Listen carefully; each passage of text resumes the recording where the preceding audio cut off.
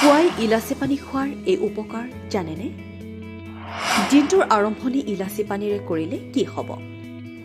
নিয়মিত ইলাচি পানী খালে শৰীৰত কি পৰিৱৰ্তন হয়? ইলাচি পানীক লৈ কিয় ইমান চৰ্চা? ইলাচিৰ আছে বহু ঔষধি গুণ। পুৱাই এগিলাচ ইলাচি পানী খোৱাৰ অভ্যাস কৰিলে শৰীৰ কেইবাটাও ৰোগৰ পৰা মুক্ত কৰি ৰাখিব পাৰে। ইলাচি তিয়াই থৈ সেই পানী পুৱাই খোৱাৰ অভ্যাস কৰিলে শৰীৰৰ ওজন হ্ৰাস পোৱাৰ লগতে ৰোগ প্ৰতিৰোধ ক্ষমতা বৃদ্ধি কৰাত সহায়ক হৈ উঠে। একেদৰে কোনো খাদ্যত ইলাচি মিহলাই দিলে শৰীৰে পুষ্টিগুণ লাভ কৰে। পুৱাই এগিলাচ ইলাচি পানী খালে ৰক্তচাপ নিয়ন্ত্ৰণত থাকে। যাৰ উচ্চ ৰক্তচাপৰ সমস্যা আছে সেইসকলে ইলাচি তিয়াই থোৱা পানী খালে যথেষ্ট সুফল পাব। ইলাচি পানী খালে ৰক্ত সঞ্চালন নিয়ন্ত্ৰণত সহায়ক হয়।